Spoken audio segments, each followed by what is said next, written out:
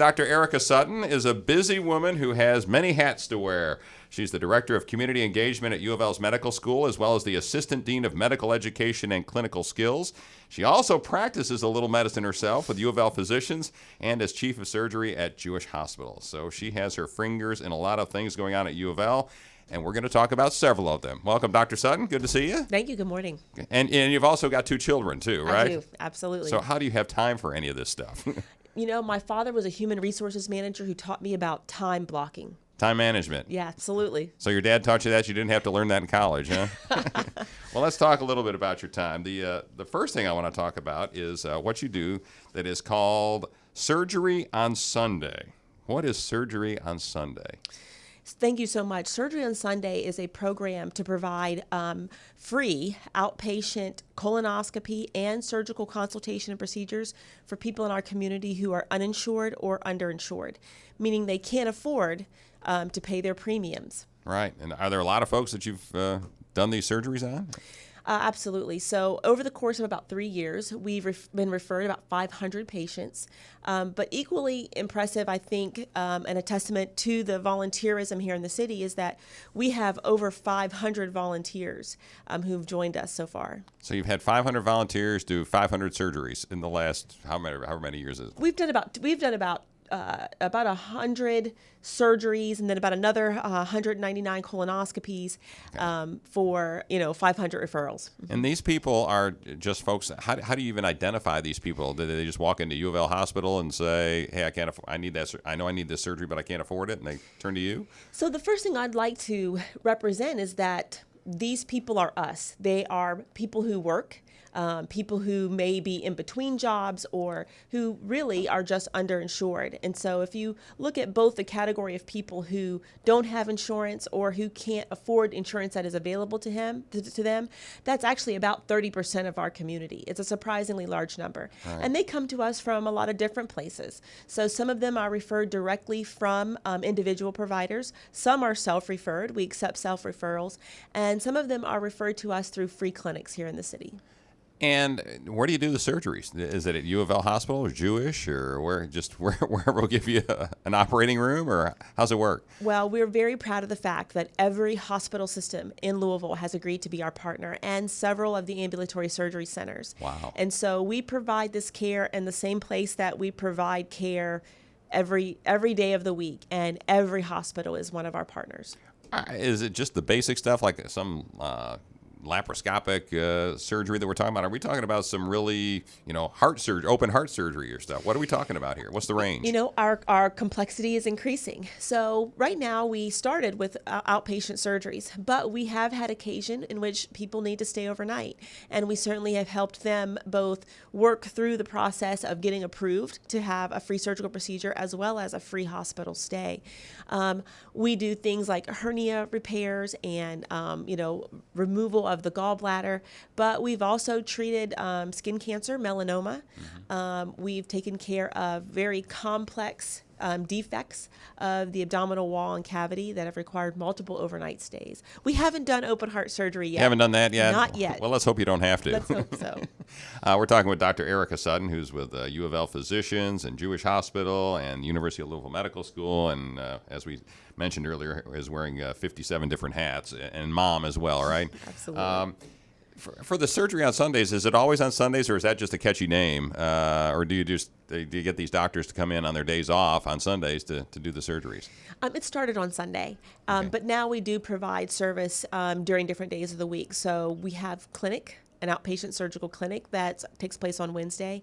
And more often, we have providers and hospital systems that are providing this care during regular business hours, Monday through Friday. Well, good for them. And the number of folks that are needing free surgery, has it gone down with Obamacare? So, we really thought if there's no need for this program, just let us know.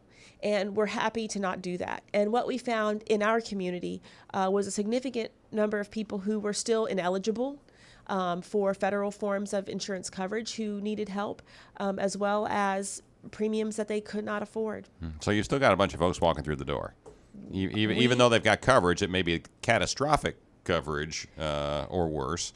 that they're getting through Obamacare. Is that? We have grown every year of our existence. Is it just because the more people are aware of this, or do you think it's because there are more people that really need the free care? I think that the need there has stayed the same. There's an awareness of the program that has increased. Certainly I would contribute some of that to that. But I also think that we thought that everyone was going to be insured, that was going to be the answer. And what we found is that, we still have to work through that for our country. We're still working through universal coverage. So everybody's working for free, is it? I assume, is it? Everyone is volunteering their time. We now have 2 part-time employees, so we do pay them, Okay. but everyone else is a volunteer. And the students that are medical students at the University of Louisville, do they also participate in this? They participate to a great extent. In fact, they have been fundamental in seeing this program get started and establishing our sustainability in the community. Well, I think I saw something. I saw this press release. UofL surgeon and students improve access to colon cancer screening, and you got an award, right? Absolutely. So explain that. We're so proud of the award that we received from the National Colorectal Cancer Roundtable. That's an organization that was formed from the CDC and the American Cancer Society, and they recognized us as their 2017 honoree for our work in preventing colon cancer. Our student roles are through every part of the organization. We have a medical student who serves as our medical director, that's Sam Walling. We have students that serve on our board of directors that really serve as clinic liaisons from our different referral sources, and they actually provide care to our patients in the clinic. And so they really have touched and positively influenced every aspect of what we do. We're talking with Dr. Erica Sutton from UofL Physicians and the University of Louisville Medical School. You are the Assistant Dean of Medical Education and Clinical Skills. What does that mean? What do you do in that role? Well, really, we have started developing our curriculum around the specific things that doctors learn to do in medical school. And so certainly we know a lot about, the medical knowledge that it takes to be a physician, but we really have to be deliberate in the skills, including patient interviewing, communicating to others, and then the more technical things that you do with your hands as a physician. And so I work on that part of the curriculum. So you know all about the Sim Lab. I know a lot about the Sim Lab. We just did a story on that for a Great Day Live on WHAS a couple of weeks ago, and we really got a kick out of going down there and seeing the robots that are almost lifelike. Absolutely. So kind of describe to someone who's doesn't know what we're talking about, the simulation lab, describe what it is and what you would see if you go in the simulation lab.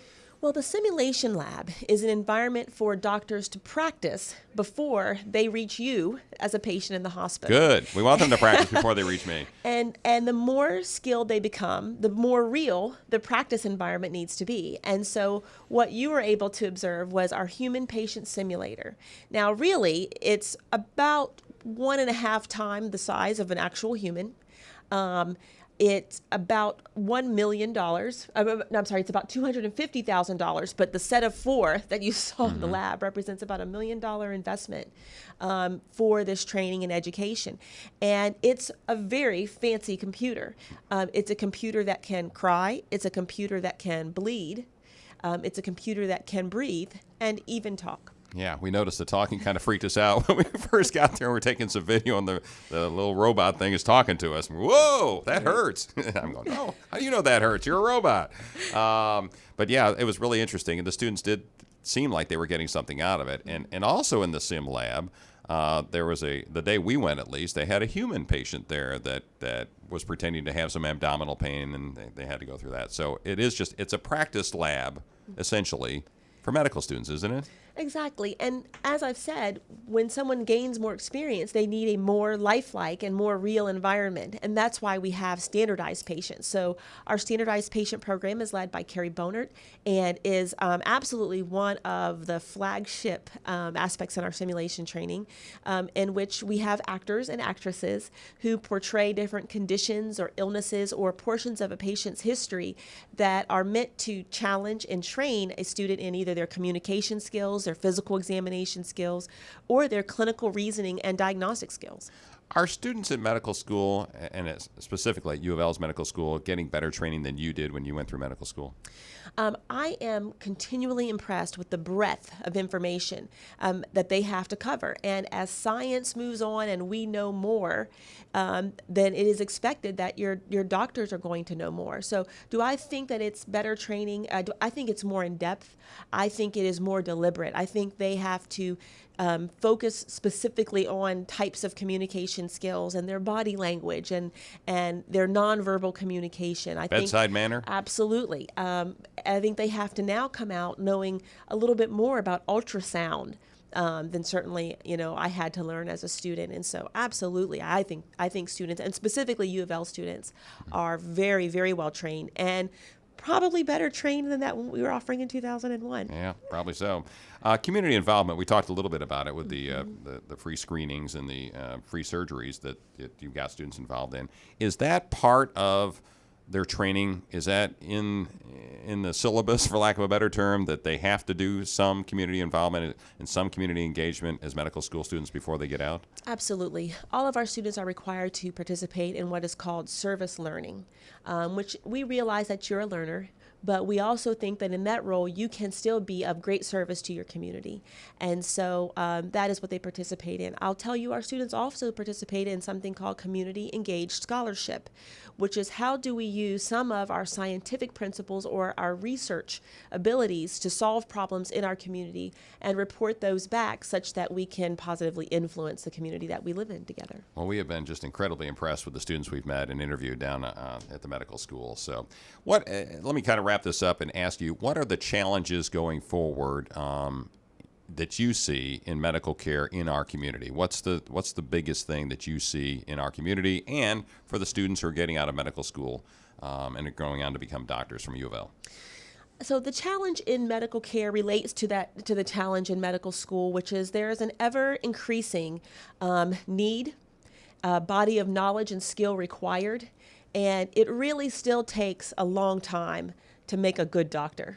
Mm-hmm. And so I think that the challenge in the medical community is getting enough providers of adequate and complete training to provide the care that we need. It's a doctor shortage. To be as healthy as we can be, absolutely. Okay. Is to really look at the doctor shortage and to not work in conflict, but with physician extenders to really provide that care. Gotcha. So I think that is the sort of community challenge, but also because it takes a long time to make a good doctor and you still need doctors, mm-hmm. it's putting all of that information into a time frame that is both palatable to students. So you don't have to go to school for 15 years or whatever to become a surgeon.